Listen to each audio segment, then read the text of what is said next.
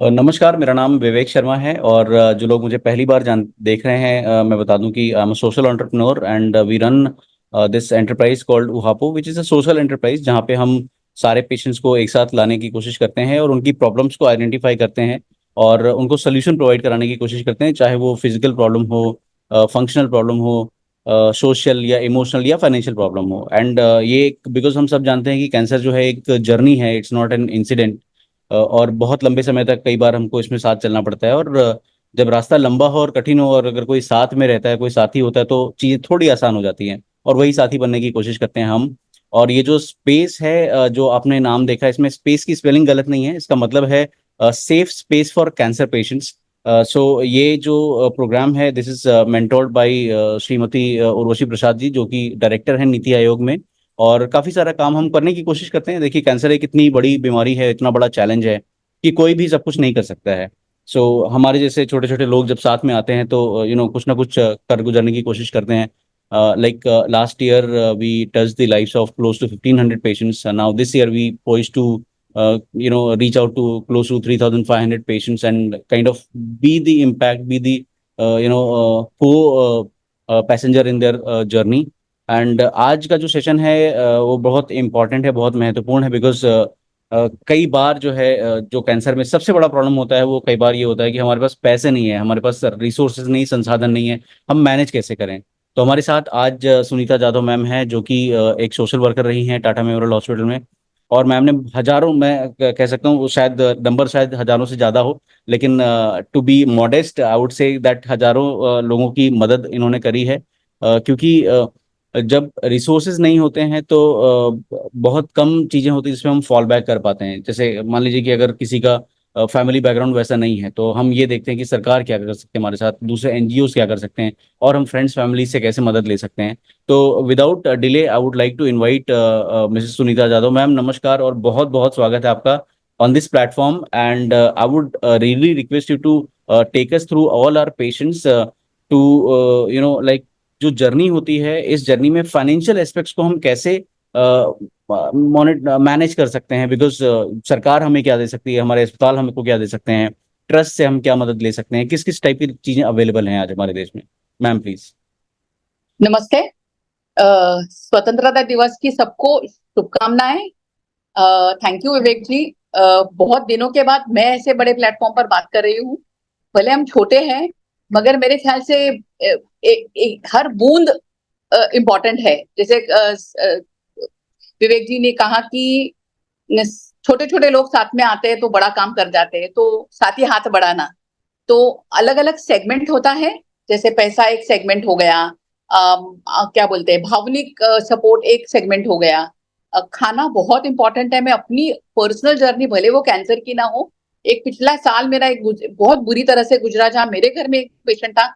मेरे पास सारी सुविधाएं होने के बावजूद, मतलब मैं इतना स्ट्रांगली कह रही हूँ कि सारी सुविधाएं होने के बावजूद, एक अच्छा घर, भगवान की दया से पैसे का कोई प्रॉब्लम नहीं था, मगर सेवा देना और न्यूट्रिशन, पैसा पैसा मेरे लिए एक ब्लेसिंग था, क्योंकि मेरी नौकरी थी और मेरे को फाइनेंशियल असिस्टेंस था। उसके साथ साथ न्यूट्रिशन एक बहुत बड़ा चैलेंज था। और इम्पोर्टेंट था इमोशनल सपोर्ट, जिसे केयर गिविंग हम बोलते हैं। तो मैं ये सारे एस्पेक्ट्स नहीं बात करूंगी, मैं फाइनेंसिस के ऊपर ज्यादा भार दूंगी, मगर मेरी पर्सनल जर्नी से जो पिछले एक साल में, 31 साल टाटा में काम करने के बाद जो एक साल मैंने केयर गिविंग पर गुजारा, वो बहुत ही एक चैलेंजिंग टाइम था मेरे लिए। विवेक जी, मैं रिक्वेस्ट करूंगी, कभी मैं केयर गिविंग के ऊपर बात करना चाहूंगी कि कितना इंपॉर्टेंट है ये भी एक सेगमेंट।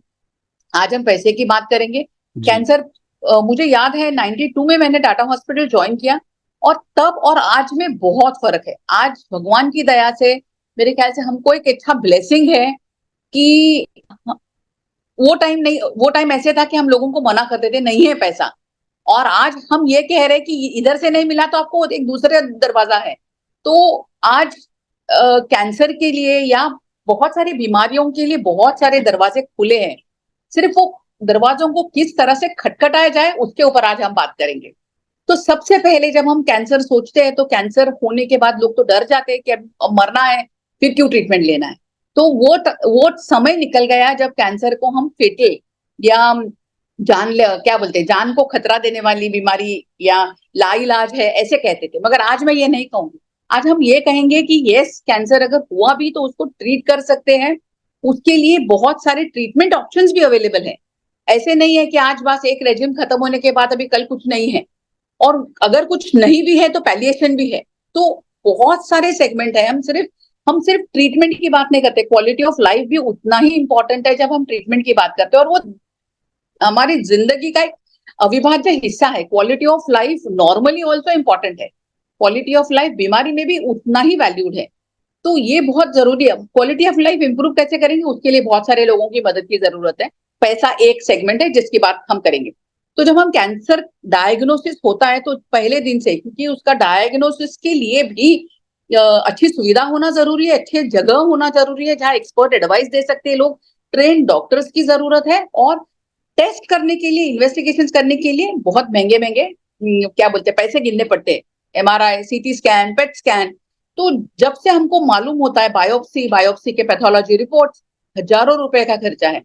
और ये सारा जब शुरू होता है ट्रीटमेंट, उसके बाद ट्रीटमेंट चालू होता है और उसके बाद पेशेंट अच्छा हो जाता है। मगर ये जर्नी मालूम होने से लेके अच्छा होने तक बहुत पैसा लगता है।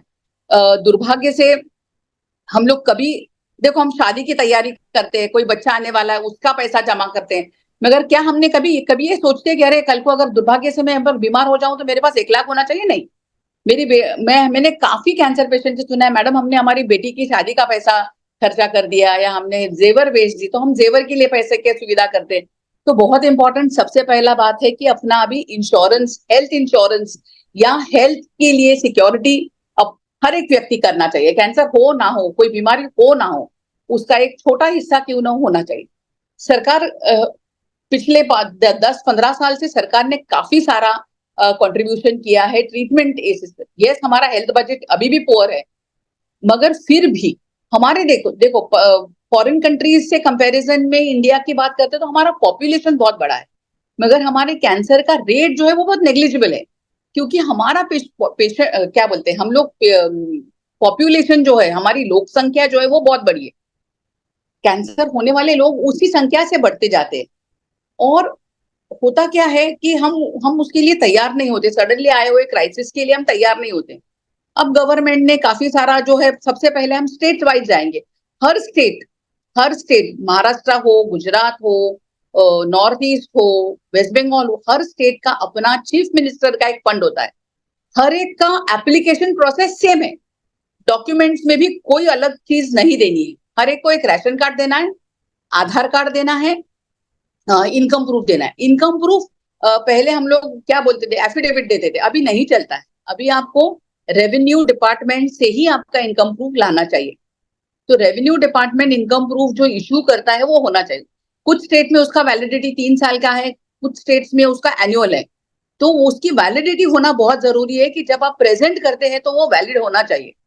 और वो कैसे लाना है, तो हर स्टेट में अपने अपने जो लोग, अगर गांव से अगर आप आते, बॉम्बे में है, महाराष्ट्र में, मुंबई की बात करते हैं तो कलेक्टर ऑफिस है हर जगह पर। बांद्रा में कलेक्टर ऑफिस है, अंधेरी में कलेक्टर ऑफिस है, मेरे ख्याल से चर्च गेट वीटी पर है, ओल्ड कस्टम्स हाउस पे, बहुत सारा जगह है। वेबसाइट पर इसके एड्रेसेस है।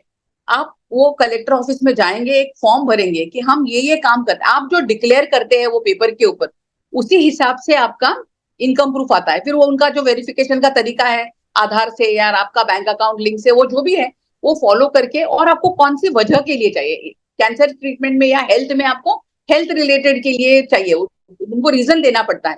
वो आप देंगे तो आपको एक इनकम प्रूफ मिल जाता है, और एफिडेविट करने की जरूरत नहीं है। जो आपका इनकम है वो आप डालेंगे। फैमिली में 4 लोग काम करते हैं, 4 लोगों का है, एक जन काम करता है, एक जन का है, या अलग अलग फैमिलीज है, अलग राशन कार्ड है, अलग। तो वो इनकम प्रूफ, आधार कार्ड, राशन कार्ड, ये 3 चीजें अगर आपके पास है, जिसमें कोई भी क्या बोलेंगे, उसमें डिस्क्रेपेंसी नहीं होना चाहिए। जैसे राशन कार्ड में नाम बबली है, आधार कार्ड के ऊपर और कुछ है, तुम्हारा इनकम प्रूफ में और कुछ है, नहीं चलता है। तो यही वजह से हम, अगर आप देखते हैं ये चैलेंजेस क्यों आती है, काफी सारे लोग क्यों बोलते हैं कि हमारा काम नहीं बन रहा है, क्योंकि या तो आपकी डॉक्यूमेंट में कोई डिस्क्रेपेंसी है, आपने वो सही प्रोसीजर अपनाया नहीं हो, तो किसी का मदद ले लो। हम लोग क्या करते हैं हमारे देश में, हमको ऐसा लगता है कि अगर हमारी जान पहचान कोई आमदार खासदार से है तो हम बहुत बड़े लोग हो गए, बस वो एक चिट्ठी लिख देगा हमारा काम होगा, मगर ऐसा नहीं होता है। तो ये हम लोग शॉर्टकट जो ढूंढने की कोशिश करते हैं ना, ये इसमें टाइम हम बहुत बर्बाद करते हैं। ये मंत्रालय में जाके इसको मिल उसको मिल, कुछ नहीं।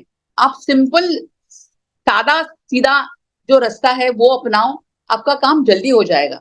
आप डॉक्टर की पहचान निकालने की कोशिश करते हैं, आप कोई सोशल वर्कर की पहचान, जरूरत नहीं है।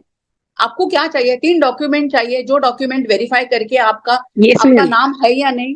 किसी को कुछ कहना है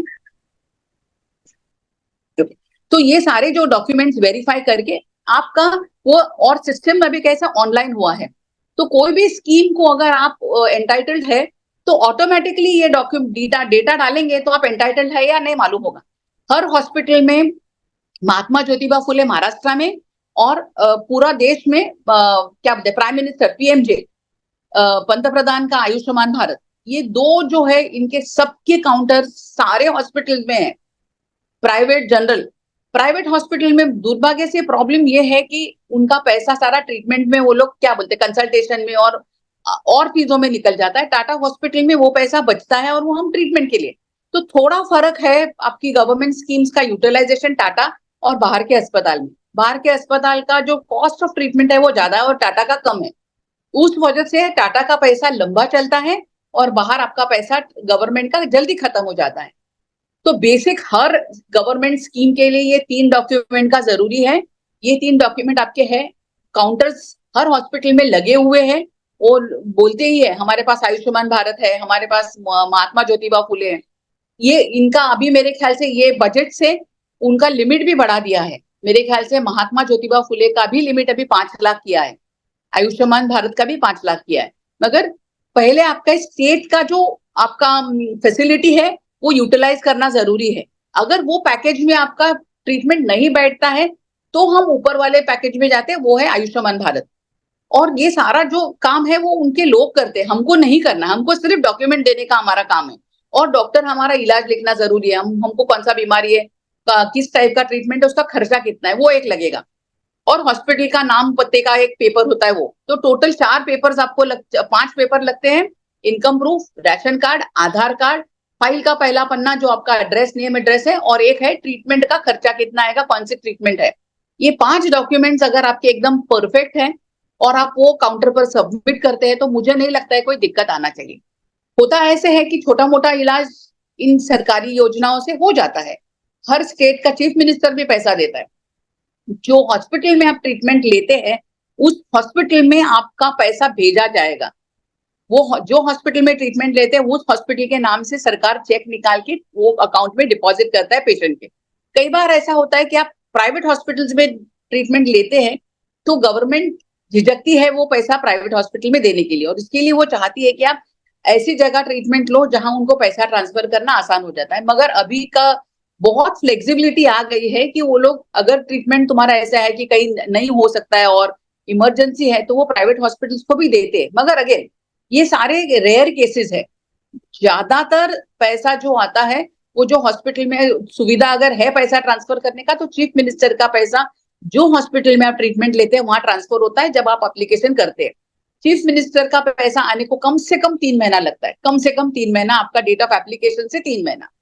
महात्मा ज्योतिबा फुले आयुष्मान भारत इमीडिएटली हो जाता है। जो हॉस्पिटल में आप आए वहीं पर काउंटर्स हैं, उन काउंटर्स पर आप जब ये डॉक्यूमेंट्स देते हैं वो चेक करते हैं कि आपकी एलिजिबिलिटी है या नहीं, आपका नाम वो स्कीम में है या नहीं। अगर है तो वो आपको बोलेंगे कि हाँ हो जाएगा, फिर आपका वो ट्रीटमेंट का पेपर देखेंगे।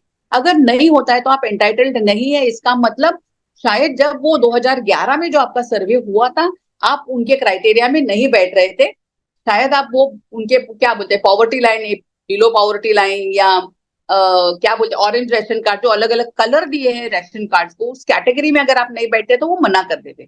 ऐसे लोग क्या करना है, जिनको सरकारी सुविधा मिलती है, डॉक्यूमेंट जगह पर है, तो इनको ये सुविधाओं का लाभ होगा। बहुत बारी अभी 5 लाख का लिमिट बढ़ाया है तो बहुत सारे महंगे मेडिसिन अभी वो उसमें इंक्लूड हो जाएंगे, जो मैं जब सर्विस में थी तब नहीं होते थे। तो टारगेटेड थेरेपी थी वो जो कवर नहीं होती थी, अभी शायद उन्होंने कर दिया। ट्रेसोजिमैब एक बड़ा ड्रग था जो अभी पीएमजे और आयुष्मान भारत और महात्मा ज्योतिबा फुले से मिलता है और सारी स्टेट स्कीम से मिलता है। तो बहुत सारे, वाराणसी में एकदम अच्छा है, बढ़िया है, हमारा वाराणसी हॉस्पिटल्स में सारी सुविधाओं का लाभ लोग लेते हैं।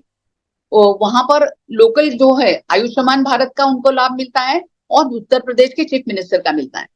तो इतना काफी हो जाता है। कोई भी कैंसर ट्रीटमेंट इलाज करने के लिए बेसिक अगर ट्रीटमेंट है, या थोड़ा सा क्या बोलते हैं सेकेंड लाइन कीमोथेरेपी अगर है, तो भी 5 लाख के अंदर हो जाता है, डिपेंडिंग ऑन। अगर आप प्राइवेट हॉस्पिटल में तो शायद कॉस्ट बढ़ेगा।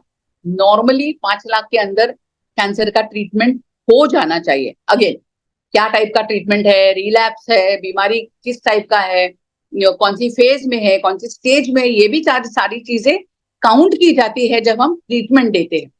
दूसरा जो इम्पोर्टेंट चीज है, अगर कुछ दवाई अगर इनको नहीं मिलती, या 5 लाख से ज्यादा उनका कॉस्ट है, तो पहले हम सुविधा घर सरकारी योजनाओं का लेते हैं, उसके बाद हम बाहर ट्रस्ट को अप्लाई कर सकते हैं। बंबई में इसका बहुत बड़ा एडवांटेज ये है कि बहुत सारे छोटे मोटे ट्रस्ट है जो लोगों को मदद करता है। जो बाहर के स्टेट के पेशेंट्स है, उनके लिए थोड़ा सा दिक्कत हो जाता है कि ऐसी सुविधाएं नहीं है। तो उनको क्या करना है, तो क्राउड फंडिंग प्लेटफॉर्म्स है। मगर बाहर ऐसे होता है कि वो रेफर आपको जनरली बॉम्बे में ही कर देते हैं, क्योंकि महंगी ट्रीटमेंट हो जाती है, अगर बीमारी मैनेज करना थोड़ा सा डिफिकल्ट हो जाता है तो बॉम्बे। टाटा हॉस्पिटल के बहुत सारे हॉस्पिटल्स अभी देश में खुले हैं, जैसे वाराणसी में है, तेलंगाना में क्या बोलते हैं उसको, वाइजैक में है, पंजाब में है, फिर नवी मुंबई खारगर में है, पूना में और एक्सटेंशन एक किया हुआ है, फिर कोंकण में भी किया हुआ है, क्या बोलते हैं उनको, चिपळून में है। तो ये जो सारे हमारे सेंटर्स है, पंजाब संगरूर में है, तो ये सारे जो हमारे सेंटर्स है, मुजफ्फरपुर में है, बिहार में है, तो ये सारे जो सेंटर्स है, इनके सारे लोगों के पास सुविधाएं हैं, जो महात्मा ज्योतिबा फुले और chief minister fund, prime minister fund, president fund, आपको बहुत सारे फंड्स अवेलेबल है। मगर सारे फंड्स एक टाइम कभी नहीं अप्लाई करना है, वो हमारी बड़ी गलती हम करते हैं। ये मेरा अनुभव था कि मैं हमेशा पेशेंट्स को बोलती थी कि हम 4 निवाले एक साथ कभी खाते हैं क्या थाली में? नहीं, हम एक निवाला एक टाइम खाते हैं। तो एक स्कीम का जो तुम्हारा एडवांटेज है वो एक टाइम लेना है। सारे हम लोग क्या करते हैं, 3 लाख का एस्टिमेट दिया, चीफ मिनिस्टर को लिखते, प्रेसिडेंट को लिखते, सारे लोग 60-60 हजार दे देते। अब नुकसान किसका होता है? आप लोगों का। कैसे होता है, शॉर्ट में मैं बता दी। अगर महात्मा ज्योतिबा फुले में 1.5 लाख रुपया है, आपको 2 लाख का ट्रीटमेंट लिख के दिया है, आप वेट करो।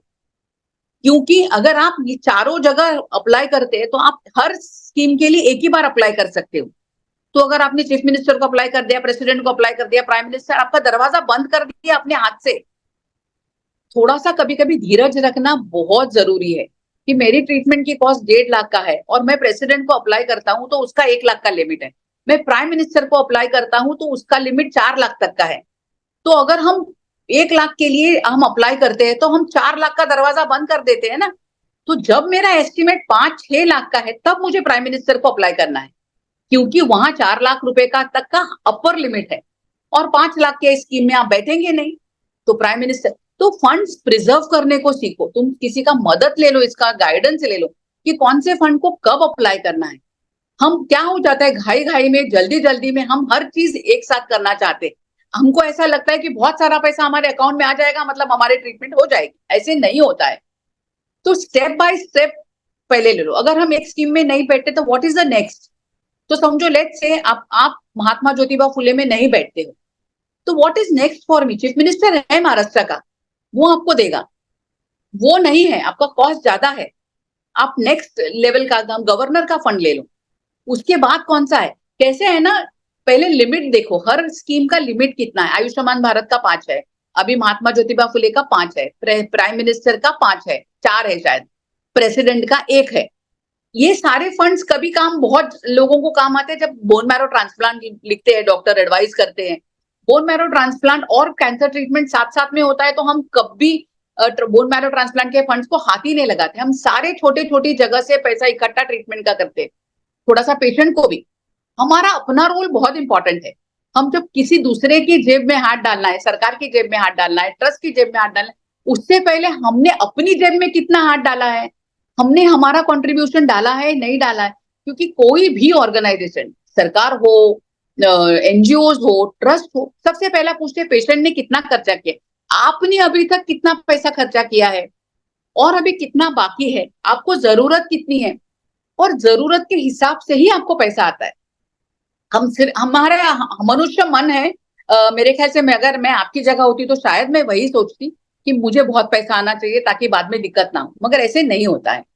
तो ट्रीटमेंट जैसे है उस हिसाब से पोर्शंस में पैसा अप्लाई करो, एक साथ सारा चीज खाने का कोशिश मत करो, एक एक टाइम एक चीज। वहां पर सोशल वर्कर्स है या एनजीओ के लोग हैं, वो गाइड करेंगे आपको कि हमको कौन सा फंड को किस टाइम अप्लाई करना है। जैसे हमारे ब्लड कैंसर की ओपीडी में टाटा में एक प्रोसेस बनाया है हमने कि कौन से फंड को कब अप्लाई करना है, एनजीओ को कब अप्लाई करना है, चीफ मिनिस्टर को कब अप्लाई करना है। अगर महात्मा ज्योतिबा फुले पूरा एंटाइटल्ड है तो और कहीं नहीं जाना है, हम लेटर ही नहीं देते कहीं और। तब लोगों को ऐसा गुस्सा आता है कि सोशल वर्कर लेटर्स नहीं दे रहे, हमको इतना पैसा, हम हमारे पास सारा डॉक्यूमेंट है। तो वो आपका अच्छाई के लिए सोच के नहीं देते हैं, ताकि अगली बार अगर समझो लेट से दुर्भाग्य से रिलैप्स हुआ, आपको फिर ट्रीटमेंट लेना है, कहाँ जाएंगे आप। तो हमारे सारे जो दरवाजे जो है, काफी सारे दरवाजे भगवान की दया से आज के पेशेंट्स को अवेलेबल है, जिनको हमको टाइमली खटखटाना है और एक साथ नहीं खटखटाना। टाइमली जब हम खटखटाते हैं तो सुविधा आ जाती है। तो फंडिंग ये बहुत डेलिकेट और इम्पोर्टेंट टॉपिक है, जिसके ऊपर बहुत सोच समझकर काम करना चाहिए। और विवेक जी, मैं आपसे रिक्वेस्ट करूंगी कि आपकी टीम को भी इस तरह से ट्रेनिंग दी जाए कि कैसे फंडिंग को एक्सेस करना है, कौन से फंड्स को कब एक्सेस करना है, कैसे एक्सेस करना है। और पेशेंट को वो समझाना उस टाइम जरूरी है। सुनता नहीं है पेशेंट, मुझे मालूम है हमारे ब्लड कैंसर के पेशेंट एक समय था जब नहीं सुनते थे, मैडम आपको क्या है, हमको इधर से पैसा मिलेगा।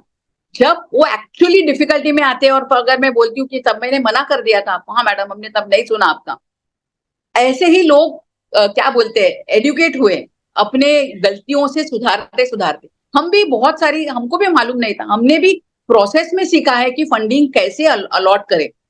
तो फंडिंग को है, जैसे एनजीओ है, क्राउड फंडिंग प्लेटफॉर्म्स पर भी लोगों को ऐसा लगता है बहुत पैसा आता है, वो आप ही को इकट्ठा करना है, वो आपके ही कॉन्टैक्ट से आपको लोगों को बोलना है कि बाबा मैं क्राउड फंडिंग पर हूँ, मेरे को पैसा दो। उसमें से क्राउड फंडिंग वाले लोग अपना हिस्सा 10% 15% जो है वो निकाल लेते हैं। सॉरी, पराग लिख दे के लगा।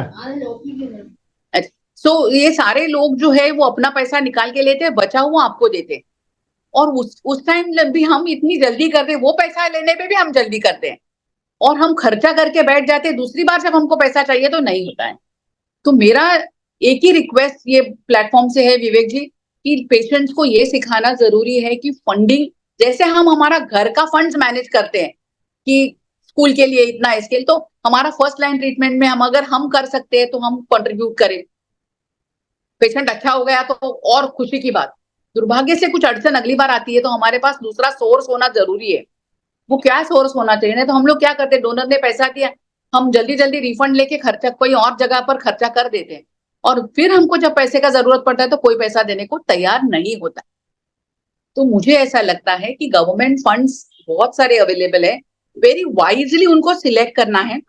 हमारा लोकल फंड पहले अप्लाई करना है, उसके बाद नेक्स्ट बड़ा फंड, वो एक एक स्टेप करके ऊपर जाना है। अगर एक स्कीम में हमारा पूरा ट्रीटमेंट हो जाता है और कहीं भी जाना नहीं है, फिर किसी को पैसा मत मांगो। तब लोगों को भी, जब डोनर जो है वो यही बात पूछता है कि आपने कौन सी स्कीम का सुविधा लिया, कितना पैसा वहां से आपको मिला, अगली बार आपको मिलेगा या नहीं मिलेगा। देखो, हर व्यक्ति जो पैसा देता है, वो सरकार हो या डोनर हो, वो सारे 100 सवाल उनके लिए हम उनके होते हैं जो हमको जवाब देने होते हैं। तो अगर हमारे पास सही जवाब होगा तो आपको फंडिंग मिलने में कभी दिक्कत नहीं आएगी। मेरा अनुभव ये है कि हर चीज नीड बेस्ड, मैंने उसको रिटायर होते होते एक शब्द दिया था, नीड बेस्ड केयर। जरूरत के हिसाब से चीज को अप्लाई करना है, वो भले रहने की सुविधा हो, वो पैसा हो, खाने की सुविधा हो, जो भी हो, नीड बेस्ड। तुम्हारी आज की जरूरत अगर कोई एड्रेस करता है तो दूसरे दरवाजों के पास मत जाओ। तुम्हारा अपना रिस्पेक्ट बढ़ता है, लोगों का, डोनर भी सोचता है कि अरे बाप रे, उसको मैंने इतना दिया, उसका काम हो गया। और आपको भी उसमें खुश होना चाहिए, क्योंकि अगली बार आपको दूसरे व्यक्ति के पास जाएंगे तो वो देने के लिए, आपको दुगना देने के लिए तैयार हो जाएगा। खाई मत करो। तो मेरे ख्याल से गवर्नमेंट फंडिंग्स के डॉक्यूमेंट्स सारे लोगों के लिए सेम है, इनकम प्रूफ, राशन कार्ड, आधार कार्ड, फाइल का फर्स्ट पेज, एस्टिमेट, ये 5 डॉक्यूमेंट्स एकदम इंपॉर्टेंट है कोई भी स्कीम हो। प्राइम मिनिस्टर 3 महीना लेता है, प्रेसिडेंट 3 महीना लेता है, चीफ मिनिस्टर 3 महीना लेता है, वेस्ट बंगाल में गवर्नर फंड है और चीफ मिनिस्टर फंड है। उन सबको 3-3 महीना लगता है, मगर उनका बहुत सारा जो प्रोसेसेस है वो अच्छे इम्प्रूव हो गए पहले से। पहले 6-7 महीना लगता था, अब 2 महीने के अंदर कभी कभी आ जाता है। तो नॉर्थ ईस्ट में उनका बहुत बड़ा फंड है, नॉर्थ ईस्ट के पेशेंट्स को सब पैसा मिलता है। गुवाहाटी, वो उस असम, उस बाजू में लोगों को बहुत फंडिंग है, और अभी नए हॉस्पिटल्स आ रहे हैं। सारे जो बड़े बड़े हॉस्पिटल्स है वो सपोर्ट करते हैं। टाटा के सारे सेंटर्स कनेक्टेड है, तो बिहार में अगर आपकी फाइल रजिस्टर्ड है कोई टाटा के पेशेंट्स की, तो वो बॉम्बे में ट्रीटमेंट ले सकता है। बॉम्बे के अकाउंट में अगर पैसा उसका अवेलेबल है तो वो बिहार में ट्रीटमेंट ले सकता है। प्लीज ध्यान में रखो, पैसा ट्रांसफर कर सकते हैं, इंटर ट्रांसफर। दूसरे हॉस्पिटल्स में अगर कोई डॉक्टर आपको, लेट्स से ईएसआई एक बहुत बड़ा सोर्स है, अगर आपके पास एम्प्लॉयमेंट स्टेट इंश्योरेंस का कार्ड है, आप कहीं काम करते हैं, तो वो आपको 100% ट्रीटमेंट में सपोर्ट करते हैं। प्लीज मत भूलो, हम लोग नहीं बोलते हैं कि हमारे पास ईएसआई, या बहुत बार हमको ही नहीं मालूम होता है कि हमारा ईएसआई कटता है। तो ईएसआई का अगर फैसिलिटी है तो मेरा रिक्वेस्ट है कि अगर है तो प्लीज उसका कंट्रीब्यूशन भरो और उसका सुविधा लो, क्योंकि वो 100% सपोर्ट देते हैं। आपको 4 आना भी खर्चा नहीं करना है, आपको सिर्फ आने जाने का खर्चा और खाने पीने का खर्चा करना है, तो बहुत बड़ा बर्डन कम हो जाता है। तो ये जो गवर्नमेंट फंडिंग है, ये सारी चीज, और जो एम्प्लॉयड लोग हैं सरकारी नौकरी में या इधर उधर, तो इनको भी एक थोड़ा सा सजेशन ऐसे है कि आप क्या करते हैं, हम लोग वेट करते हैं 1.5 साल का पूरा ट्रीटमेंट खत्म होने तक 5 लाख का बिल लेके हम सब सबमिट करते हैं, सरकार भी नहीं देता है। 1.5 लाख का मेरा ट्रीटमेंट 3 महीने का खत्म हो गया, बिल साइन ले लो, अप्लाई करो रिएम्बर्समेंट के लिए। नेक्स्ट आप जब अप्लाई करेंगे तो पहला पैसा आना, छोटा अमाउंट होगा तो गवर्नमेंट जल्दी सैंक्शन करता है। आप 6 लाख 7 लाख का बिल देते तो वो 1.5 लाख में आपको वापस भेज देते। नुकसान वही, अगेन हमारा ह्यूमन नेचर है कि हम सब जल्दी जल्दी में करना चाहते हैं, या ऐसा सोचते कि बहुत ज्यादा पैसा एक साथ आएगा, ऐसा नहीं होता है। कोई भी गवर्नमेंट, मेरा हॉस्पिटल भी बीएआरसी में मैं हूँ, मुझे भी अगर मैंने कुछ 10-12 लाख खर्चा किया तो मुझे नहीं मिलेगा 12 लाख, हाँ, मगर मुझे 5-6 लाख जरूर मिलेगा। तो वो प्रोसेस किस तरह से अप्लाई करना है, आप मदद चाहिए मेरे विवेक जी मुझे पूछिए, कभी भी मैं तैयार हूँ किसी को भी गाइड करने के लिए, क्योंकि कोई भी पेशेंट का नुकसान नहीं होना चाहिए ये जर्नी में। जी, थोड़ा सा वाइजली काम करना बहुत जरूरी है। I think I stop here because मैं बहुत आगे जा सकती हूँ and I don't want to bore people. No, और वैसे भी ma'am, first of all thank you so much कि इन सारे एस्पेक्ट्स के बारे में, स्पेशली जो ह्यूमन बिहेवियर्स होते हैं, जो आपके प्रैक्टिकल एक्सपीरियंसेस हैं, जो आपने देखे हैं इतने सालों तक, 3 डिकेड्स आपने जो देखे हैं, वो एक्सपीरियंस साझा किए। क्योंकि कई बार जो है हमारी साइट से ये सारी चीज़ें नहीं गो थ्रू हो पाती हैं।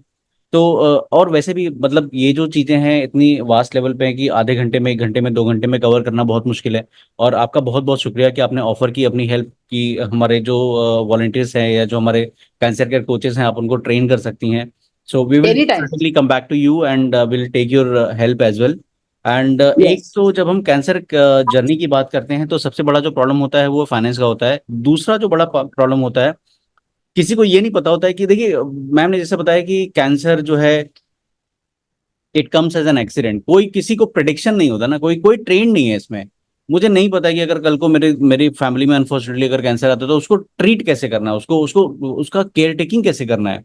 क्योंकि हम तो नॉर्मल खाना खाने के लिए रेडी रहते हैं और वही हमने सीखा है जिंदगी भर। अब सारी चीजें बदल जाती है, हमारा रहना उठना बैठना खाना पीना सोना, सारे साइकिल बदल जाते हैं। तो फाइनेंशियल इश्यूज के बाद जो दूसरा सबसे बड़ा मेरे ख्याल से प्रॉब्लम आता है, वो आता है कि भाई हम खाएंगे क्या। हालांकि सारी की सारी जो चीजें हैं वो चाहे वो इमोशनल स्ट्रेस हो, चाहे वो ट्रॉमा हो, चाहे वो सोशल एक्सेप्टेंस और वो सारे प्रॉब्लम्स हो, लेकिन डाइट जो है एक बहुत बड़ा कंट्रीब्यूशन रखता है इन दी कैंसर जर्नी। क्योंकि वो बोलते हैं ना कि एक स्वस्थ शरीर जो है वहीं पे स्वस्थ मन का निवास होता है। लेकिन अगर शरीर जो है स्वस्थ नहीं रहता तो क्या खाएं, कैसे खाएं, वो एक बहुत बड़ा सवाल होता है। तो हमारे साथ पूर्वी महाजन जी हैं जो कि एक डाइटिशियन है। डॉक्टर साहब जो हैं वो टाटा हॉस्पिटल में काम करती हैं। डॉक्टर साहब, I would request you to know be Vivek ji, I yes just want to please. Say thank you, can I Yes, leave? Sure, ma'am. Sure. I'll stay in touch with you, and I yes. really respect your time and your contribution. Thank you so much. या, thank you, thank you. So I would request Dr. Purvi. नमस्ते।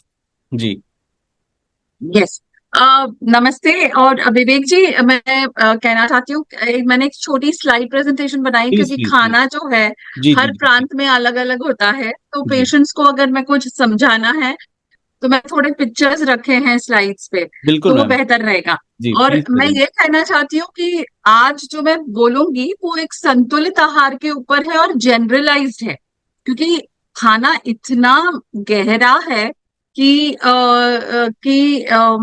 Treatment के साथ साथ भी वो बदलता है। तो आज हम एक जनरल कैंसर ट्रीटमेंट के लिए क्या क्या परहेज रखना चाहिए या किससे रोग प्रतिकार शक्ति बढ़ेगी, उसके बारे में मैं बात करूंगी।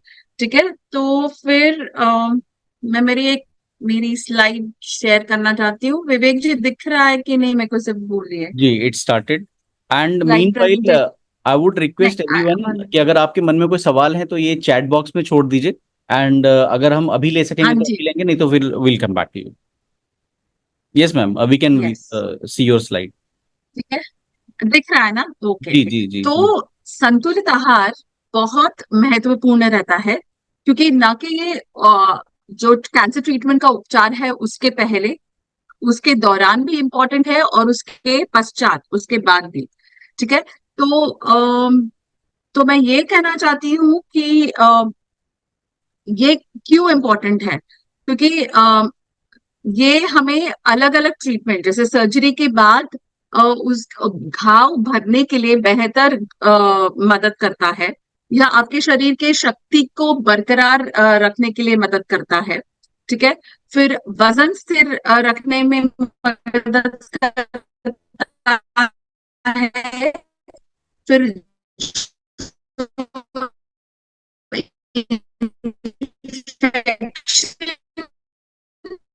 जिस जिसको हम बोलते हैं संक्रमण, तो क्या होता है, जो साइड इफेक्ट्स होते हैं हमें जैसे पता है मेजर ट्रीटमेंट्स कैंसर के कौन से हैं, आप सर्जरी है, रेडिएशन सिकाई और कीमोथेरेपी। ओके, तो हमें ऐसे कौन सी चीजें हैं हमारे घर में ये होती हैं, लेकिन हम इसको देखते नहीं है। तो अब आजकल गूगल गॉड आया है, गूगल और इंटरनेट और मोबाइल में जो इंफॉर्मेशन मिलता है उस, और जो लोग हमें बोलते हैं उसके ऊपर हम हमारा डाइट मेंटेन करते हैं।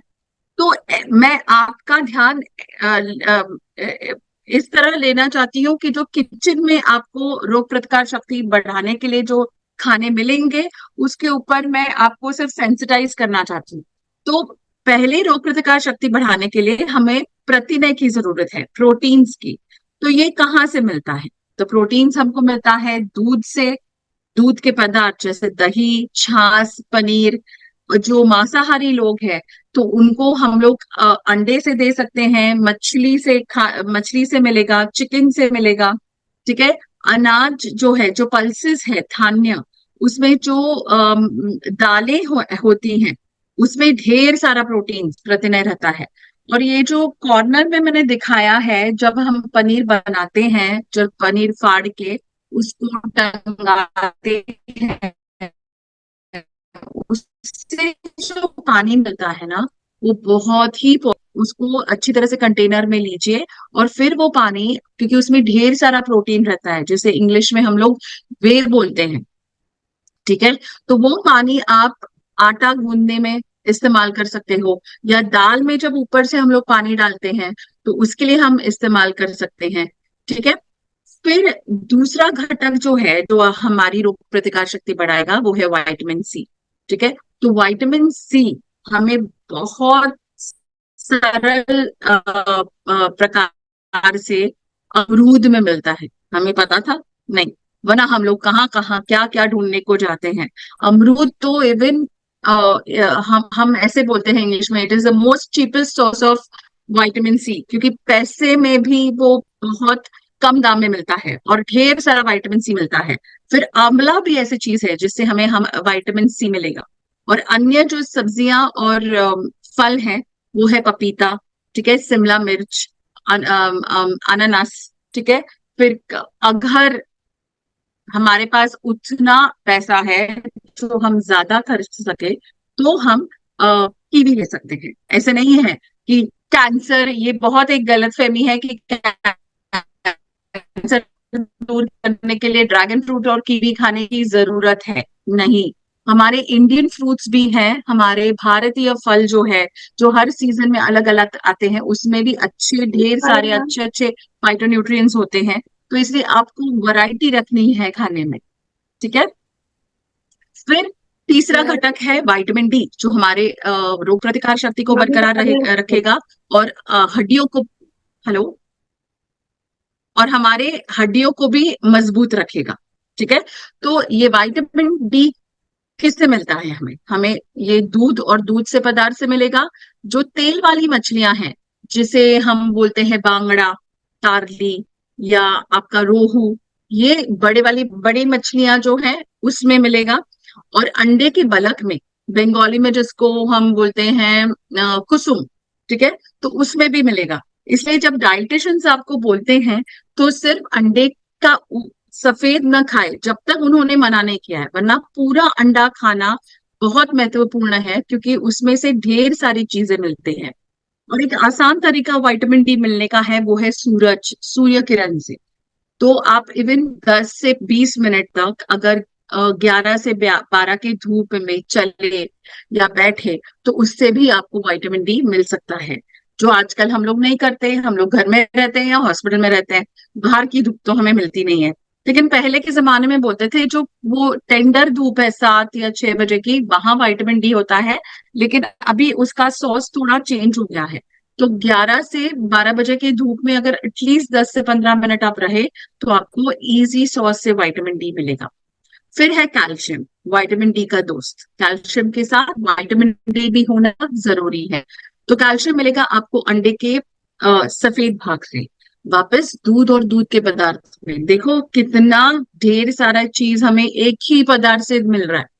तो दही, छाछ, पनीर, उससे मिलेगा। फिर है कैल्शियम हमें मिलेगा सोयाबीन से। ठीक है, फिर मिलेगा नाचनी से, वो जो लाल रंग का है ना। तो नाचनी, महाराष्ट्र में उसको नाचनी बोलते हैं, इंग्लिश में उसको रागी बोलते हैं, नॉर्थ साइड में उसको मड़ुआ बोलते हैं। ठीक है, फिर वो जो छोटी छोटी दाने वाला सफेद चीज जो दिख रहा है, वो है इंग्लिश में जिसको बोलते हैं अरंथ, या जिसको बोलते हैं राजगीरा। उपवास के टाइम हम लोग उसकी खीर बनाते हैं कि नहीं? ठीक है, तो वो या चिक्की बनती है या लड्डू बनता है, तो वो राजगीरा है। लेकिन मीठे चीज से कुछ बनाना मत, नमकीन चीज बनाना। ठीक है, उसकी रोटी भी अच्छी बनती है। तो राजगिरा या उसको चौलाई नॉर्थ साइड में बोलते हैं। और फिर हमारे जो हरे पत्ती वाली सब्जियां हैं, उसमें भी ढेर सारा कैल्शियम रहता है, जैसे पालक है, मेथी है। ठीक है, और ये जो मैंने दिखाया है, ये सब प्रांत में, सबके आंगन में, गांव में रहता है, लेकिन हम इसको इस्तेमाल ही नहीं करते। ये जो सिंग सिंग होती है ना, जो सांबार में डालती है, उसके जो पत्ते रहते हैं, महाराष्ट्र में तो होते हैं सबके आंगन में, लेकिन हम लोग सिर्फ वो सिंग को इस्तेमाल करते हैं, उसके हरे पत्ते की सब्जी नहीं बनाते। तो उसकी सब, क्योंकि वो बहुत ही कम दाम में मिलती है, तो वो पत्ते लें और उसका पराठा बनाएं या उसकी सब्जी बनाएं। तो आप ओमेगा 3, अगर आप गए तो रोग प्रतिकार शक्ति बढ़ाने के लिए या एल्बुमिन बनाने के, गोल दवाई देगी टैबलेट, या वो बोलेंगी कि आप मछली अगर खाते हो तो फिश ऑयल की टैबलेट लो। तो लेकिन ये, अगर आपने नॉर्मल फिश खाया, वो जो तेल वाली सब्जियां हैं, तो उससे भी आपको मिलेगा। ठीक है, तो वो आप ले सकते हो। जैसे भांगड़ा बोला मैंने, तारली बोला या रोहू बोला। फिर ये बादाम अखरोट में भी रहता है, मछलियों में रहता है, सोयाबीन में रहता है। तो इससे भी आपको ओमेगा 3 जो रोग प्रतिकार शक्ति है वो मिलेगी।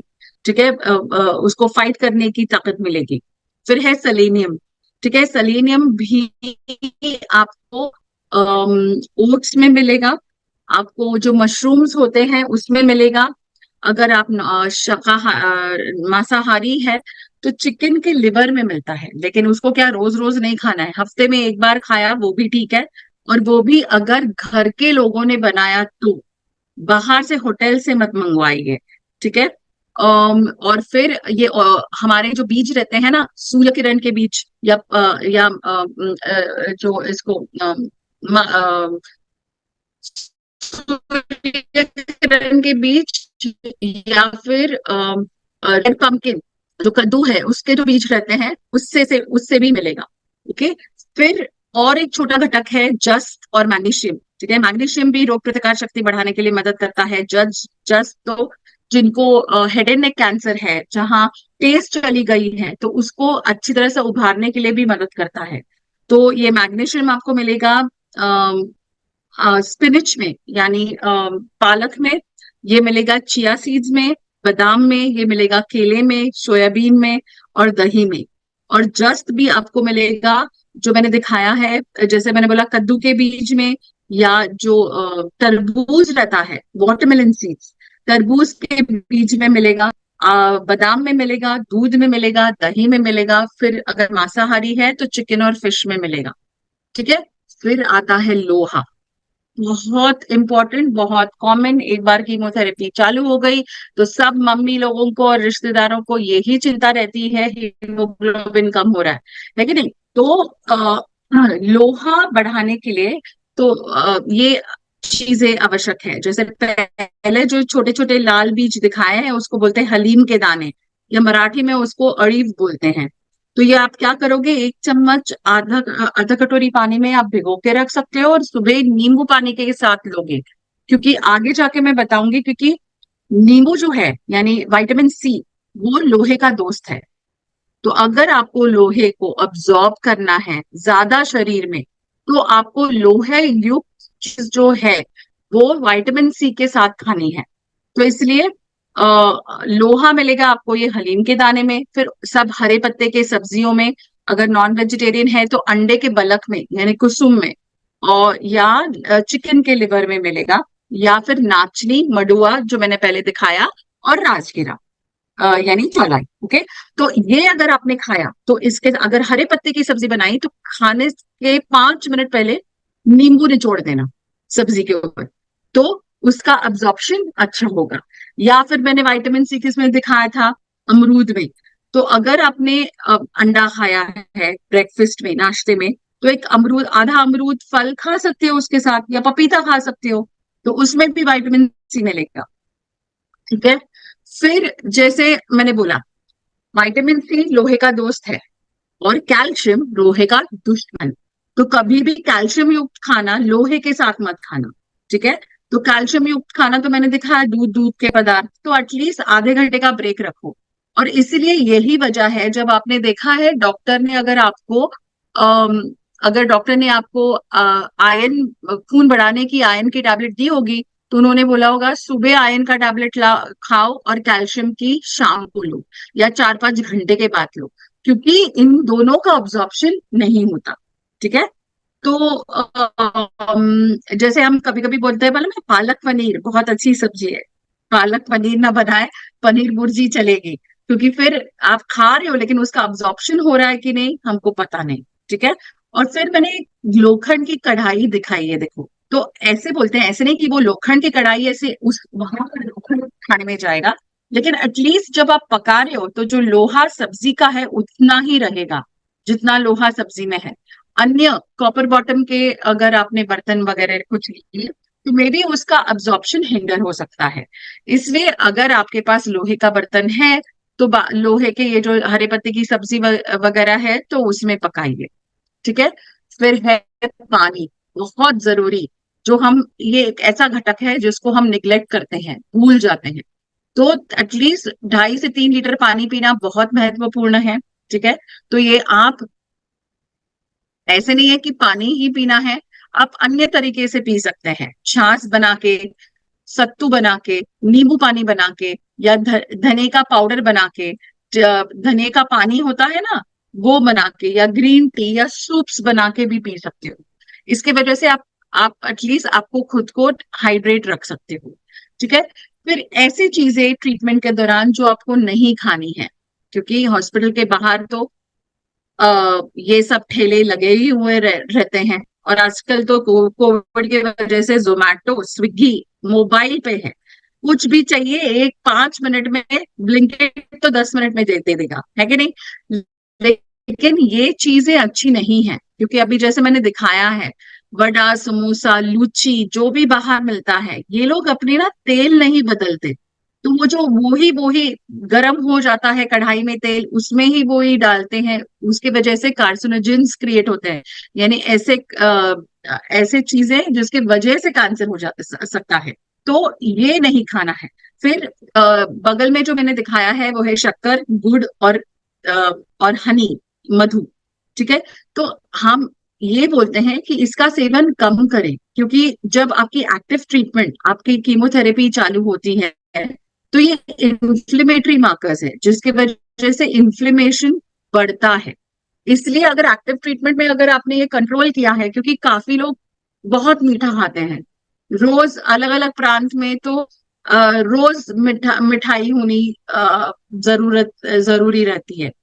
तो हमें हमारी ये दरख्वास्त है कि हम ये कहना चाहते हैं कि इसका सेवन कम करें, या कि अगर नहीं किया तो भी ठीक है, क्योंकि इसकी वजह से मोटापा भी आ सकता है। फिर अगर मोटापा आया तो कैंसर भी वापस आ सकता है, because obesity is one of the biggest risk factor. ठीक है। फिर अचार और पापड़, जैसे हम बोलते हैं कीमो के दौरान सब कुछ ताजा पका हुआ खाना है। ठीक है। तो हम सलाद मना करते हैं, लेकिन लोग ये भूल जाते हैं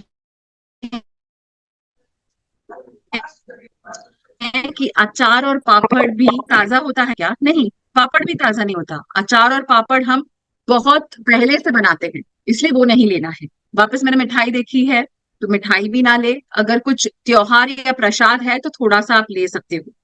फिर नमक, नमक का भी ज्यादा सेवन आपको नहीं करना है, क्योंकि काफी अलग साइड इफेक्ट्स भी होते हैं, पैरों में सूजन आ जाता है। तो इसलिए अगर आप नमक कम रखे तो बीपी, कोलेस्ट्रॉल सब कुछ कम रहेगा, हार्ट के प्रॉब्लम्स ऑल्सो। ठीक है। और फिर बेकरी आइटम, ठीक है, क्योंकि बेकरी आइटम सब कुछ मैदे से बना हुआ होता है और ढेर सारा वनस्पति डालडा उसमें होता है। ठीक है। भले वो बटर है या टोस्ट है, वो कुरकुरा होता है क्योंकि उसके अंदर ढेर सारा ठंडा बटर डालते हैं, तो उससे हमको कुछ फायदा तो होगा नहीं। ठीक है। उतना नुकसान ही होगा, क्योंकि हमको रेशा, फाइबर भी नहीं मिलेगा। ठीक है। और फिर जब हम ट्रीटमेंट के दौरान खाना पकाते हैं, ये हमारे केयर गिवर्स के लिए, जो पेशेंट की बराबर से केयर लेते हैं। पहली चीज तो आपके हाथ सफाई से धुले हुए होने चाहिए जब आप खाने को हाथ लगा रहे हो। फिर जो खाने की एरिया है आपकी, ठीक है, वो भी स्वच्छ होनी चाहिए। सब्जियों को अच्छी तरह से धोना है, जैसे मैंने दिखाया है, टमाटर हाथ से मसल के धोए।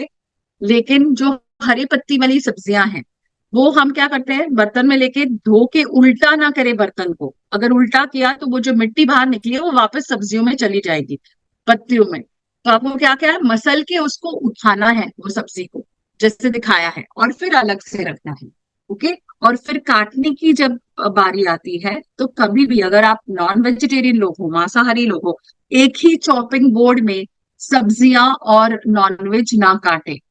ठीक है। क्योंकि उससे क्रॉस कंटामिनेशन हो सकता है, क्योंकि एक तो कीमो के दौरान हमारी रोग प्रतिकार शक्ति एज इट इज डाउन होती है, तो हमको अन्य बीमारी लगने के चांसेस ज्यादा होते हैं। तो आप क्या करोगे, सब्जियों को पहले काटोगे, फिर वो आपके चॉपिंग बोर्ड, कटिंग बोर्ड को धोओगे अच्छी तरह से, और फिर नॉनवेज जो है उसके ऊपर साफ करोगे, और वो भी साफ करने के बाद उसको धोना है। कोई कोई लोग घर में ना कटिंग बोर्ड नॉनवेज का अलग रखते हैं, लेकिन प्लीज उसको साफ करें, ऐसे नहीं कि पानी से धो लिया अलग रख दिया, क्योंकि ऐसे लगता है कि अभी वो वापस अगली बार जब नॉनवेज आएगा तब काटेंगे। तो उसको भी अच्छी तरह से साबुन से और फिर पानी से साफ करें। ठीक है। फिर आते हैं साइड इफेक्ट्स के ऊपर। ठीक है। कीमो के दौरान जो हमें होता है, तो बहुत कॉमन ये एक प्रॉब्लम रहता है, स्वाद में परिवर्तन आना कीमो के दौरान, कोई भी कैंसर। तो आप इसके लिए क्या छोटे छोटे नुस्खे मैंने बोले हैं, क्या करोगे, थोड़ा सा नींबू चाट सकते हो अगर मुंह में छाले नहीं है तो। ठीक है। या देखो, इमली दिखाई है मैंने, सिर्फ इमली, चिंच, सिर्फ बोलिए आपके भाषा में ये नाम, मुंह में पानी आता है ऑटोमेटिकली, आता है कि नहीं? तो सलाइवा आया, थूक आई। तो जिनमें ये प्रॉब्लम है, तो वो थोड़ा सा, एक छोटा सा टुकड़ा भी मुंह में रखे, काम चल जाएगा। ठीक है। फिर अमचूर पाउडर खाने में डाल सकते हो, या धना और जीरा का पाउडर, या फिर धनिए के फ्रेश पत्ते या पुदीने के फ्रेश पत्ते, क्योंकि स्वाद नहीं रहता। ठीक है। तो आप जिस खाना परोसने के समय जस्ट इसको अच्छी तरह से धो के गर्म पानी से उसको चॉप करके अगर खाने में डाल दिया, तो उसका स्वाद भी अच्छा आता है, तो थोड़ी भूख लगती है। ठीक है। फिर स्वाद में परिवर्तन अगर हो तो ये भी एक चीज ध्यान में रखनी है कि वापस कॉपर या मेटेलिक, क्योंकि एक मेटेलिक टेस्ट भी आता है कभी कभी कोई कीमो की वजह से। तो अगर मेटल वाले खाने में कॉपर के बर्तन आएगा, तो आप नॉर्मल स्टील के बर्तन या मेलेमाइन के बर्तन में खाना परोस सकते हो। और एक बहुत बड़ी चीज, ये हम सब लोगों को लगता है क्योंकि हमारा वीक पॉइंट है, हमारा पेशेंट कुछ नहीं खा रहा है, तो जो उसको पसंद है एटलीस्ट वो खिला दूं तो दो निवाले ज्यादा खाएगा। तो ऐसे ना करें, स्पेशली पीडियाट्रिक पेशेंट्स के लिए और जो जीरियाट्रिक, जो बुजुर्ग पेशेंट्स है अपने, उनके लिए। क्योंकि क्या होता है ना, ये क्या होता है कि कीमो के दौरान ऐसे ऐसे भी दिन होते हैं कि हमें वो खा एक ही चीज खा खा के ना हम लोग ऊब जाते हैं, और फिर कभी भी वो खाने को हाथ नहीं लगाएंगे। ठीक है। तो इतना देखो कि प्लीज खाने में वैरायटी रखो, कि वो ही चीज रिपीट ना करे। फलों को भी अलग अलग दे, सब्जियों को भी अलग अलग बनाए, भले पसंद है लेकिन एक दिन का गैप रखे या 2 दिन के गैप में उनको दे दो। फिर मुंह में छाले आना, अगर मुंह में छाले हैं तो कड़क चीजें ना खाएं।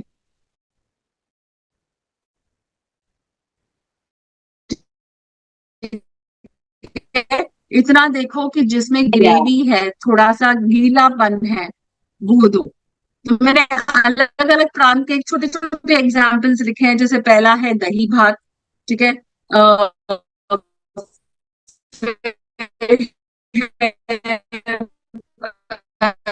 उसके नीचे पोंगल है, जो तमिलनाडु से आता है। जैसे वो लोग खिचड़ी ब्रेकफास्ट के लिए बनाते हैं। फिर इडली है जो सांभर के साथ दे सकते हैं। फिर उसके नीचे वो जो चॉकलेट रंग का है वो नाचनी का सत्व है। ठीक है। फिर नॉर्मल खिचड़ी दिखाई है मैंने। गुजरात से खांडवी जो होती है लेकिन घर में बनाई हुई, क्योंकि वो मुंह में डाली तो पिघलती है, और वो बेसन और छाछ से बनी हुई होती है, तो प्रोटीन उससे। लेकिन थोड़ी चीजें याद रखनी है कि जब मुंह में छाले होते हैं तो कुछ भी गरम गरम नहीं खाना है। और हम लोग भारत लगती है तो फिर ही हमारा दिन बनता है, टेम्परेचर में देना है और न दे। ठीक है। और वाला फल या टॉक वाला सब्जी वो नहीं देना है, जैसे नींबू हुआ, क्योंकि फिर वो बर्न करेगा, जलेगा मुंह पे अगर मुंह में छाले हैं तो। और दूसरी तीसरी चीज, वापस जैसे मैंने बोला, कड़क ये बटर टोस्ट खारी न दे, क्योंकि ये कड़क रहता है, मुंह में जाएगा, क्योंकि तब छालों की वजह से ना एकदम ब्लीडिंग भी हो सकती है मुंह में। तो ये अवॉइड करना है। ठीक है। फिर थकान, अगर थकान है तो पहली चीज ये देखो पानी कितना पिया है। डिहाइड्रेशन की वजह से भी थकावट आ सकती है। तो इसलिए मैं हमेशा ये कहती हूँ कि आप जब पानी पियोगे तो सुबह पूरा पानी डिस्ट्रीब्यूट करें। यानी 1 लीटर की बोतल अगर 7 बजे उठे उठे हो तो सुबह 7 से 11 बजे तक सिप सिप करके पानी पिए। फिर 11 से 3 बजे तक दूसरी बोतल सिप सिप करके पिए। ठीक है। और फिर 3 से 6 बजे तक तीसरी बोतल खत्म करें। हम क्या करते हैं, भूल जाते हैं, फिर 12-1 बजे के बाद 2-2 3-3 गिलास पीते हैं। उसके वजह से क्या होगा, टॉयलेट के लिए जाना पड़ेगा। फिर आप बोलोगे मैडम हम पानी पिए या खाना खाए जो डाइटिशियन ने दिया है कि नहीं। तो इवनली डिस्ट्रीब्यूट करो। और फिर थकावट दूर करने के लिए प्रतिनय की भी जरूरत है, जो मैंने पहले स्लाइड में दिखाई थी। तो ये प्रतिनय युक्त खाना खाने में होना चाहिए। फिर आता है कब्जियत। ठीक है। कब्जियत भी पहली चीज, पहले आप देखो पानी कितना पिया है। ठीक है। रेशा पानी बहुत महत्वपूर्ण है। तो पहले पानी का इंटेक ज्यादा होना चाहिए तो कब्जियत नहीं होगी। ठीक है। फिर खाने में रेशा होना चाहिए, यानी फाइबर। ठीक है। तो ये कहाँ से आएगा, सब्जियों से और फलों से। हाँ। तो इतना देखो कि आप अच्छी एटलीस्ट दो दो सर्विंग्स 2 बार सब्जियां खाएं। भले सॉफ्ट डाइट पे हो तो भी ना कद्दूकस करके सब्जियां डालो। पालक थोड़ा सा डालो खिचड़ी में, या लौकी डालो कद्दूकस करके, लेकिन सब्जी खाने में होनी चाहिए। ठीक है। और फल भी ले सकते हो, लेकिन जब कब्जियत होती है तो अनारदाना और सेब ना ले। ठीक है। उससे कब्जियत बढ़ सकती है। तो ये 2 फल अवॉइड करने हैं। ठीक है। फिर थोड़ी सी एक्सरसाइज भी रखिए तो आपके मोशंस नॉर्मल रहेंगे। ठीक है, और उसका एग्जैक्ट उल्टा दस्त, ठीक है। तो अगर दस्त है तो आपको तीखी चीज नहीं लेनी है, ठीक है। और जिसको बोलते हैं जो आसानी से पच पाए ऐसे वाला खाना, जैसे दही चावल या खिचड़ी और चावल, ये ले सकती हो। फिर इसमें उ- सेब उबाल के मदद करेगा लूज मोशंस को स्टॉप करने के लिए, या काली चाय नींबू निचोड़ के आप ले सकते हो, ठीक है। इसलिए मैंने चावल, केला, ब्रेड उस समय सिर्फ उसी दिन के लिए हम लोग अलाउ करते हैं, वो भी सिका, ठीक है। तो क्योंकि वो थोड़ा सा बल्कनेस देता है स्टूल्स को, इसलिए फिर उसके बाद आप स्टॉप कर सकते हो, ठीक है। और दही भी प्रोबायोटिक है, तो उसको आप मदद कर सकते हो। उसके वो 1 कटोरी दही आप ले सकते हो, या उबला हुआ आलू, जिसे हम रेजिस्टेंट स्टार्च बोलते हैं, यानी आलू उबाल के ऑटोमेटिकली ठंडा करो और फिर खिचड़ी के साथ थोड़ा सा नमक डाल के खा सकते हो, या दही में चूरा करके खा सकते हो। तो ये सब चीजें हैं जो दस्त को कंट्रोल करने में मदद करेंगी, ठीक है। और फिर फाइटोन्यूट्रिएंट्स, ऐसी चीजें जो हमारे किचन में है, जो कैंसर फाइट करने के लिए हमको मदद करेगी, ये बाकी के खाने के साथ, जैसे तुलसी चाय में डालो, ठीक है। या फिर अदरक लहसुन की पेस्ट, ठीक है। लेकिन उसको हम लोग तो सब प्रांत में डालते हैं, लेकिन वो थोड़ी सी ना कच्ची एंड में डालनी पड़ती है। तो जब आप खाना पकाओगे, लास्ट को थोड़ा 1 चम्मच अदरक लहसुन, गैस जब बंद करोगे तो अदरक लहसुन की पेस्ट डाल के मिक्स कर दो खाने को, ठीक है। फिर दालचीनी, दालचीनी चाय में डाल सकते हो या दूध में। फिर ये जो हल्दी वाली चाय दिखाई है आज फॉरेन में, तो बहुत बड़े दाम से बिक रही है तो हिंदुस्तानी, लेकिन गोल्डन लैटे करके बोलते हैं और शौक से पीते हैं, ठीक है तो कुछ नहीं, हमारी घर की हल्दी, तो 1/4 चम्मच हल्दी ले लो उसमें, लेकिन 1 चुटकी काली मिर्च डालो, गोटा मिर्च जिसको बोलते हैं, उसकी पाउडर। क्योंकि ना जो कर्क्यूमिन होता है, जो कैंसर को फाइट करता है, उसका प्रभाव और बढ़ाने के लिए हमको पाइपरिन लगता है, जो काली मिर्च में होती है। और ग्रीन टी भी बहुत इफेक्टिव है, तो आप वो भी ले सकते हो, ठीक है। तो इसके ऊपर मैं कंक्लूड करना चाहती हूँ और मैं बोलना चाहती हूँ को एक संतुलित आहार रखिए।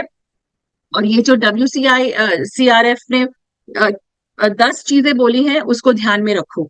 यानी ट्रीटमेंट के बाद आपको आपका वजन स्थिर रखना है, ना कि कम, ना कि ज्यादा, ठीक है। फिर फिर अ, आप फिजिकली एक्टिव रहना है, यानी कुछ तो एक्सरसाइज रखनी है, एटलीस्ट 40 मिनट वॉक के लिए जाइए, हाटाहाटी करने के लिए जाइए, ठीक है, टहलने के लिए। फिर खाने में अ, अनाज रखिए, फल रखिए, फ्रूट्स रखिए, प्रोसेस्ड फ्रूट्स ना रखिए, जैसे ये नूडल्स, बिस्किट्स, मैदे से बनी हुई चीज है वो ना ले। प्रोसेस्ड मीट, यानी जो आजकल बाहर मिलता है ना, रेडी टू ईट नॉनवेज, वो भी ना रखें, क्योंकि उसमें ढेर सारा नमक और प्रिजर्वेटिव्स रहता है। अगर लेना है तो खुद रिलेटिव जाए, लेके खरीद के लेके आए और पकाए, ठीक है। फिर जो मीठे शुगर है, जो मीठे चीज है, जैसे फ्रूट ड्रिंक्स है, फ्रूट जूसेस है, उसका भी सेवन कम करें, ठीक है।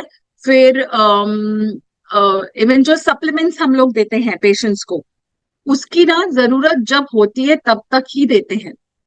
कभी कभी क्या होता है, पेशेंट्स को लगता है वो रोग प्रतिकार शक्ति बढ़ाता है, ताकत देता है, तो ट्रीटमेंट के बाद, सर्वाइवर होने के बाद भी जब फॉलोअप्स के लिए आते हैं तब बोलते हैं मैडम 1 डब्बा पाउडर दो ना। तो उसकी जरूरत नहीं है, जब जरूरत होती है तब हम आपको सपोर्ट सिस्टम के लिए देते हैं वो। लेकिन ये बेहतर है, इतना याद रखो, अगर नॉर्मल डाइट पे अगर आप आ गए तो बहुत बड़ी बात है कि उसके ऊपर से आपका हेल्थ मेंटेन हो रहा है, ठीक है। तो थैंक यू वेरी मच, और अगर कुछ क्वेरीज है तो मैं लेना चाहती हूँ क्वेश्चन। जी, thank you so much Purvi ji. एक किसी का क्वेरी है, मुझे लगता है कि ये शायद हर घर की क्वेरी होगी कि खाने में कुछ हाँ हाँ पसंद नहीं है और खाने की इच्छा नहीं होती, तो उस समय पे कैसे मैनेज करना चाहिए? हाँ, तो अगर खाना खाने की इच्छा नहीं होती, तो जो मैंने स्लाइड दिखाई थी ना, वहां एक नींबू था, अदरक था और नमक था। तो अगर छाले नहीं है ना मुंह में, तो आप क्या कर सकते हो, थोड़ा सा अदरक फ्रेश कद्दूकस करना है, ग्रेट, वो चीज ग्रेटर आता है उसमें, ठीक है। आधा नींबू निचोड़ना है और थोड़ा सा काला नमक डालना है, तो इतना सा मिश्रण होगा, वो 15 मिनट पहले खाने से ले लेना है। तो उससे भूख भी लगती है। वो जो अदरक का थोड़ा सा जूस, बट बहुत जूस नहीं बनाना है, वरना बोलेंगे जल रहा है, नहीं, इतनू सा ही लेना है। और थोड़ा चबाओगे तो मुंह का स्वाद भी अलग हो जाएगा, टेस्ट आता है। और कभी कभी पता है उल्टी जैसे फीलिंग आती है, वो भी बंद हो जाती है। तो आप वो ले। फिर दूसरी चीज, जब जब खाने की इच्छा नहीं होती, तब हम लोग इंडियंस कैसे 3 टाइम ही खाते हैं, वो 3 टाइम को 6 बार स्प्लिट करो, थोड़ा थोड़ा। ठीक है। तो ऐसे नहीं है कि अभी ब्रेकफास्ट ढेर सारा इतना खा लिया फिर ऐसे लगता है कि अभी कुछ नहीं खाना है। तो वैसे नहीं करे, थोड़ा थोड़ा खाए। ठीक है, 3 3 घंटे में। और ऊपर से जब खाने की इच्छा नहीं होती ना, तो 1 पॉट मेन्यू कीजिए। 1 पॉट यानी जैसे मैंने बोला खिचड़ी, तो खिचड़ी में ही सब्जी डालो, दाल डालो, अलग से छाछ दे दो। तो जो पेशेंट देख रहा है उसको सिर्फ दिख रहा है इतना, लेकिन सब न्यूट्रिएंट्स जाएंगे। लेकिन इंडियन स्टाइल में अगर हम लोगों ने पूरी थाली परोसी ना, वो देख के ही उसको एज इट इज इच्छा नहीं होगी खाने की। तो वैसे करना है थोड़ा। और जैसे मैंने वो बोले, आमचूर पाउडर डालिए, धना जीरा की पाउडर डालिए, थोड़ा सा फ्रेश पुदीना के पत्ते डालो। तो जब इच्छा नहीं होती, हमारे 5 सेंसेस है, एक सेंस कम हुआ ना, बाकी के 4 और तेज हो जाते हैं। तो वो स्मेल से भूख लगेगी। ठीक है। जी ऑसम। एक दूसरा जो हमारा सवाल है कि I am non diabetic, used to have sugar a lot earlier before diagnosis, I still crave for sugar, please suggest what to have instead of sugar. सिर्फ अगर if you crave for sugar, dates रहता है ना, dates, खजूर, वो एक ले सकते हो मुंह में। ठीक है। लेकिन ये जो अलग थोड़े से क्रेविंग्स है ना, आप इसको या नट्स खा लो थोड़े से, तो उससे भी हो जाएगा। जो बादाम अखरोट है, तो वैसे हो जाएगा। और डेट भी एक ही खाना, या किशमिश होता है ना, काला किशमिश, तो वो एक मुंह में रख दो, तो उससे भी टेस्ट आ जाएगी और वो थोड़ा मीठा भी लगेगा। लेकिन उसकी आदत मत डालो। क्रेव हो रहा है इसलिए मैम ने बोला इसलिए मैं रोज खजूर खाऊंगा, ऐसे ना करे। जी और एक सवाल है अ, काफी मेरे ख्याल से सब सारे लोगों के लिए भी रेलेवेंट रहेगा कि हाँ जब हाँ। एसिडिटी जैसा होता है तो क्या करना चाहिए, कुछ घरेलू नुस्खा और क्या सब। होता है? एसिडिटी, हाँ हाँ हाँ। एसिडिटी एसिडिटी, को कैसे अवॉइड कर पहले, सकते हाँ हाँ, अंडरस्टूड अंडरस्टूड। एसिडिटी तो पहली चीज ऐसे बोला, थोड़े थोड़े समय पे खाना है। ठीक है। और ट्रीटमेंट के दौरान प्लीज, हमेशा मैं पेशेंट्स को बोलती हूँ, खाने को दवाई समझ के देखो। ठीक है। और जैसे हम बोलते हैं इंडियंस, और हमारे यहाँ तो सब जगह से ऐसे ऐसे नहीं कि बड़े हाई क्लास पीपल आते हैं। हमारे मेरे यहाँ एक फार्मर भी आ सकता है, गरीब इंसान भी आ सकता है। तो हम लोग क्या करते हैं पता है, भूख नहीं लगती, ये मेंटालिटी है इंडियन, भूख नहीं लग रही इसलिए मैं नहीं खा रहा हूँ, भूख ही नहीं लगी तो खाऊं कैसे। और ये प्रॉब्लम ना, जो बुजुर्ग लोग दादा दादी आते हैं ना, तब आता है कि हमें भूख नहीं लग रही है। उनको ऐसे लगता है ज्यादा खाने वजह से इंडाइजेशन होगा ना। तो इसलिए उनको ये बोलना है, भूख के अनुसार मत रुको, क्योंकि भूख ये बीमारी में नहीं लगेगी। आपको इसे घड़ी के अनुसार खाना है, टाइम टेबल। क्योंकि डाइटेशन मिलेगी ना मिलेगी, लेकिन आपको 3 3 घंटे में तो खाना है। तो ये टाइम टेबल हुआ। तो एकदम सिंपल सा एग्जांपल देती हूँ। स्कूल में जैसे हम लोग जाते हैं ना, तो बैग टाइम टेबल को देख के भरते हैं, वैसे जिस समय में डाइटेशन है आपको, और वो कोई भी डाइटेशन हो, कौन से भी हॉस्पिटल की, वो 3 3 घंटे की गैप रखेगी। तो इससे एसिडिटी कम होती है, क्योंकि पेट को हम खाली नहीं रखते। ठीक है। ऊपर से, तो जितना लिखा है उसके 2 निवाले एटलीस्ट खाओ, लेकिन वो टाइम को स्किप मत करो, तो एसिडिटी सबसाइड हो जाएगी। ठीक है। और तीसरी चीज, बीच में अगर कुछ नहीं है तो ताजा दही से बना हुआ छाछ, थोड़ा सा काला नमक डाल के आप उसको पी सकते हो। ठंडा दूध भी चलता है, लेकिन कोई कोई लोगों को एलर्जी होती है, इंटॉलरेंस होता है, इसलिए मैंने बोला छाछ, पहला छाछ, क्योंकि सबके लिए चलेगा। फिर एसिडिटी के साथ डायरिया हो, कुछ भी हो, ये एक गिलास छाछ सबके लिए कॉमन चल जाएगा। तो बीच में एटलीस्ट ले लेना। लेकिन प्लीज, भूख नहीं लग रही है इसलिए मैं खाना नहीं खाऊंगा या नहीं खाऊंगी, ऐसे मत करना। फिर वो पूरी पेट को खाली रखा तो स्टमक एसिड्स तो आ जाएंगे, वो आपकी तो परमिशन लेने वाले नहीं है, क्योंकि उनका काम है खाने को डाइजेस्ट करने के लिए। तो इसलिए आप थोड़े थोड़े चीज थोड़े थोड़े समय पे लीजिए। लेकिन धना का पानी होता है ना, धनिया का पानी, वो भी इफेक्टिव है। और प्राची जी का सवाल है कि कोई जैसे जो सर्वाइवर्स होते हैं उनके लिए कोई स्पेशल डाइट फॉलो करनी होती है या नॉर्मल खाना खा सकते हैं वो? अ, जो लाइफस्टाइल के लिए बाकी लोगों के लिए है, जैसे अभी जो मैंने लास्ट दिखाया 10 कमेंडमेंट्स, वो सर्वाइवर्स के लिए है, जो सबके लिए है। ज्यादा तला हुआ नहीं खाना है, मोटापा आएगा। सर्वाइवर्स को वेट मेंटेन करना है, तो इसलिए स्वीट्स, ज्यादा रिफाइंड प्रोडक्ट्स, प्रोसेस फूड्स, ज्यादा सॉल्टी फूड्स ये नहीं खाना है, जिसकी वजह से आपको अन्य बीमारी, डायबिटीज, बीपी, हार्ट का प्रॉब्लम हो जाए और वजन ना बढ़े। ठीक है, तो इसलिए अगर संतुलित, इसलिए मैंने बोला बैलेंस्ड मील, हेल्दी मील अगर आपने खाया, ठीक है, तो उसके साथ एक्सरसाइज करोगे तो फिट रहोगे। ठीक है। जी, प्रज्ञा जी का सवाल है कि इनकी मॉम को पहले ये डायबिटीज थी डायग्नोसिस से पहले, लेकिन आजकल हाइपोग्लाइसेमिक हो जाती हैं, तो is it okay to give sugar to her? No, it is not just because hypoglycemic patient हो रहा है इसलिए उसके लिए ये मेडिसिन नहीं है, rather you are bringing the spikes very dangerously up and down.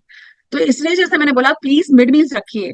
अगर usually in the mornings 10:30 to 11 it is the time can become hypoglycemic, तो वहां एक आधा फल दो ने पहले, वो भूख लगने से पहले। एक बार हाइपोग्लाइसेमिक हो गया पेशेंट तो stabilize becomes a little difficult.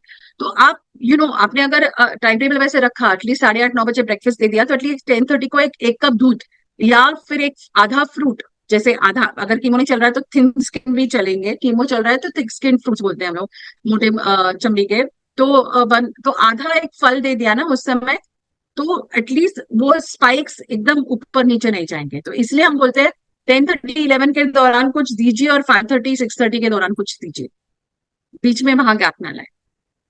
जी, चिंतन जी का सवाल है कि इनको कीमो की वजह से, मेडिसिन की वजह से हेयर फॉल हो रहा है, तो इसके लिए कोई स्पेसिफिक डाइट ले सकते हैं जो हेल्प करे इनको?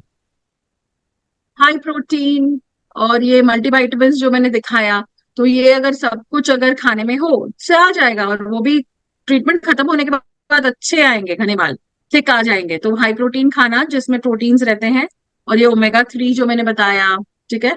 फिर जिंक, सेलेनियम, वो जो है जिसमें जिसमें मिलते हैं, वो घटक अगर आपने नॉर्मल खाने में रख दिए तो मिल जाएगा। Amazing, thank you so much doctor साहब। आई थिंक काफ़ी सारे सवाल हमने लिए हैं आज, और जितने भी लोग हमारे साथ यहाँ जुड़े हुए हैं, ये जो वीडियो है ये हमारे जो ग्रुप्स हैं वहाँ पे भी पोस्ट किया जाएगा और हमारे हैंडल्स पे भी अवेलेबल रहेगा। तो इन केस अगर आपको लगता है कि कोई चीज़ मिस हो गई हो तो वो आप वापस देख सकते हैं, और अगर फिर भी कोई डाउट है तो आप हमसे पूछ सकते हैं, and will get back to you doctor Purvi, and thank you. Get the revert from you. Thank you thank you, doctor thank साहब। यू। जी जी। Thank you, thank you so much. We have Sanjeev Sharma ji हमारे साथ। Sanjeev ji, I would request if you can give a vote of thanks. कारण confirm नाही तर तिला जाण्यात अर्थ नाही, तिला परत बुक करून है ना। जस्ट मिनट, हाँ 1 मिनट, हाँ 1 मिनट। संजीव जी को देख के लग रहा है कि आज इंडिपेंडेंस डे है। Thank you.